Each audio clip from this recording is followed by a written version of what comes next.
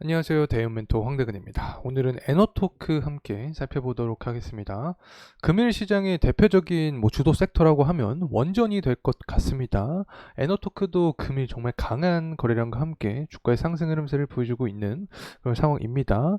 대략적으로 30%가량 주가의 상승폭을 보여주고 있는 상황이다. 이렇게 말씀을 드릴 수 있겠죠. 단기적으로 굉장히 많이 오른 모습을 보여주고 있기 때문에 단기 과매수 구간에 돌입된 상태다라고까지 설명을 드릴 수 있을 것 같습니다.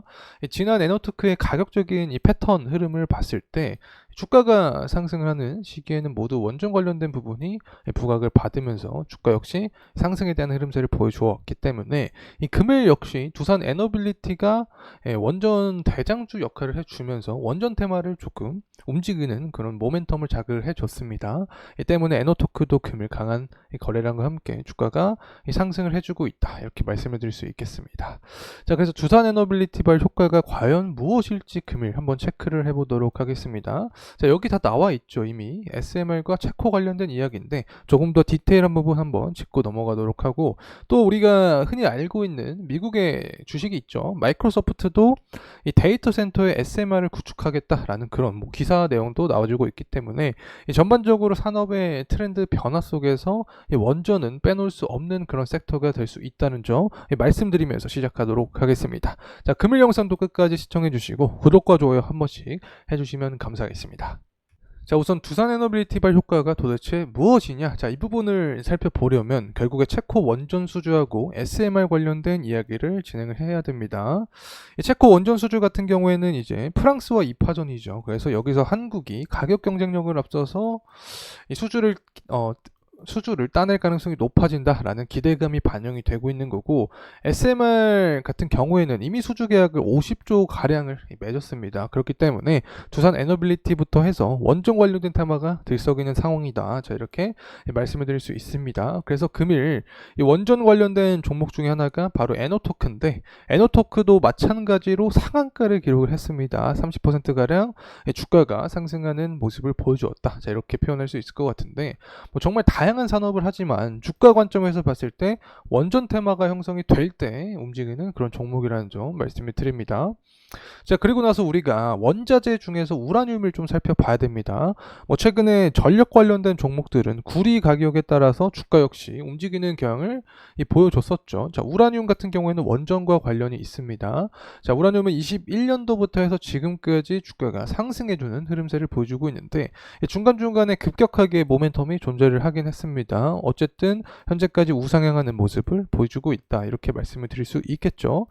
이전 고점대가 103달러 정도를 기록했습니다. 그래서 현재와 같은 원전 관련된 정세가 계속해서 이어진다. 자, 그리고 그렇게 되면 우라늄 가격이 103달러를 돌파를 하는 그 시점에 다시 한번 원전 관련 테마가 강하게 형성이 되면서 에너토크의 주가도 상승 탄력을 받을 수 있다는 점 말씀을 드립니다. 자, 그리고 나서 이제 관련된 디테일한 부분을 설명을 드리려고 하는데, 앞서서 두산 에너빌리티발 효과가 결국에 두 가지라고 설명을 드렸습니다. 하나는 SMR 소형 모듈 원전이죠. 그리고 미국의 기업이 하나 있죠. 뉴스케일 파워, 이렇게 존재를 합니다. 그리고 또 하나가 존재를 하죠. 바로 체코 원전 수주다, 이렇게 말씀을 드렸습니다. 자, 그래서 SMR부터 이야기를 해보면 50조 원 프로젝트에 두산이 대규모 물량을 수주를 했다. 그래서 관련된 이슈가 나와주면서 금일 주가의 상승폭을 보여주고 있다. 자, 이렇게 말씀을 드릴 수 있습니다. 특히 두산 에너빌리티의 수주 잔고가 증가한 모습을 보여주고 있고, 이 전망도 2025년 1기 그리고 2026년 이 2기까지 추가를 하면서 장기적으로 수주액을 10조 원 이상 달성하겠다라는 그런 목표를 밝히고 있는데, 이거는 사실 그때 가봐야 알게 되겠죠. 하지만 이러한 장기적인 플랜에 대한 긍정적인 이슈가 나와주는 것 자체가 시장 참여자로 하여금 긍정적인 모멘텀을 작용을 할 수 있다는 점 말씀을 드립니다. 그래서 일단 6월 달에 체코 관련된 입찰 계약 건수가 내용이 나온다고 하니까 제가 당일 가장 빠르게 여러분과 또 영상을 통해서 만날 예정에 있으니까 구독과 좋아요 부탁드리고, 그러면 영상도 계속해서 집중해서 시청해 주시면 감사하겠습니다. 자, 그리고 또 SMR 관련된 이야기죠. 이 시장 규모 자체가 2019년부터 2040년까지 굉장히 가파르게 상승할 것으로 기대가 되고 있는 상황입니다. 실제로 이러한 파이 자체가 나와주고 있기 때문에 미국의 원전 기업이죠. 뉴스케일 파워도 이 주가가 2024년 3월 달을 기점으로 지금까지 또 우상향해주는 그림을 보여주고 있기 때문에 이 관련된 모멘텀으로 에너토크도 주가의 상승 흐름을 받고 있다는 점 말씀을 드립니다.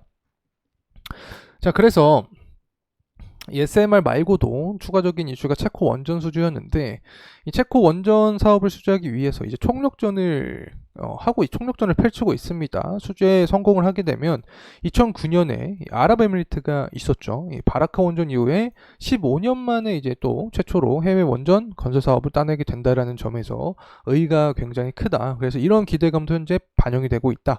이렇게 말씀을 드릴 수 있죠. 한 가지 좀 리스크적인 측면이라고 하면, 일단 우선 협상 대상자가 6월부터 7월 달에 선정이 되는 건데, 이 프랑스 같은 경우에 EU 내에 속해 있다고 설명을 드렸습니다. 유럽 연합 내에 있는 건데, 이 원전에 대한 발전량이 한 50%를 차지를 하고 있는 만큼 굉장히 의미가 큰 국가이죠. EU 내에서 프랑스는 그 존재감이 굉장히 높은데, 한국 같은 경우에는 결국에 가격 경쟁력 싸움입니다.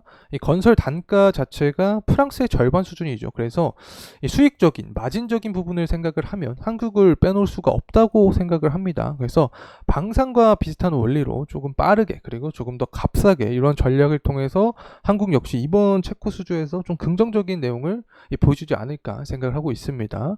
뭐 사실 이러한 부분도 예측의 영역이죠. 그렇기 때문에 제가 함부로 뭐 될 것이다 안 될 것이다 라고 말씀을 좀 드릴 수가 없을 것 같습니다. 하지만 이 관련된 내용이 나오게 되면 제가 가장 빠르게 또 여러분과 함께 할 예정에 있는 거 다들 아실 거라고 생각합니다. 그래서 저와 계속해서 이 원전 관련된 섹터 어떻게 돌아가는지 함께 나아가면 좋을 것 같습니다.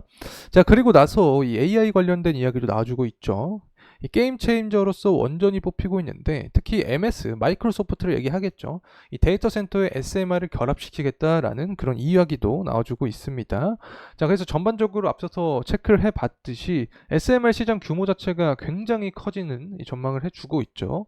2040년까지, 2027년부터 2040년까지 가파르게 상승하는 전망을 해주고 있는 상황에서 이 관련된 뉴스케일 파워도 주가가 상승을 해주고 있고, 그래서 MS도 이런 이야기를 해주고 있기 때문에 전반적으로 원전 관련된 시장에 관심이 시작이 되고 있다는 점 말씀을 드립니다.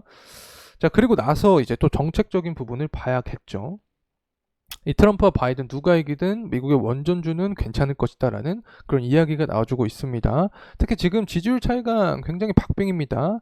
올해 초까지만 생각을 해봐도 작년 하반기부터 트럼프가 지지율이 높았는데, 이 다시금 바이든이 따라잡은 모습을 보여주고 있습니다. 그만큼 굉장히 팽팽한 상황이다, 이렇게 말씀을 드릴 수 있는데, 이 둘의 공통 정체관 자체가 바로 원전입니다. 일단 원전 같은 경우에 가장 효율적인 에너지원이고 또 전력이 필요하죠.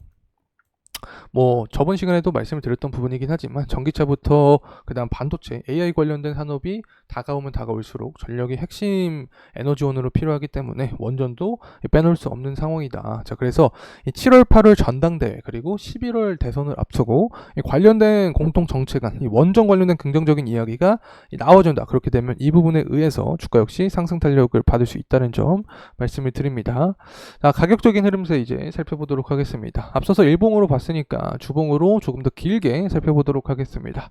현재 주봉으로 봤을 때 61선 구간을 돌파를 해준 상황입니다. 그래서 121선 구간에서 투자 심리가 많이 좀 반영이 되어 있죠. 그래서 이 121선 구간에서 1차적인 저항이 발생할 수 있다라고 생각을 합니다. 하지만 저항이 나온다고 해서 저항이 나오게 되면 다시금 61선에서 지지하는 여부가 중요하게 작용할 것이다, 이렇게 말씀을 드립니다. 자, 만약에 주가가 그냥 그대로 상승을 하게 된다, 그렇게 되면 121선 구간을 돌파를 해주는 모습을 통해서 우리가 다음 전략을 또 펼쳐갈 수 있겠죠. 그래서 관련된 시나리오는 제가 추후 영상을 통해서 변동성이 존재할 때마다 여러분과 계속해서 함께할 예정에 있으니까 구독과 좋아요 부탁드리고, 그러면 영상도 끝까지 시청해 주셔서 감사합니다.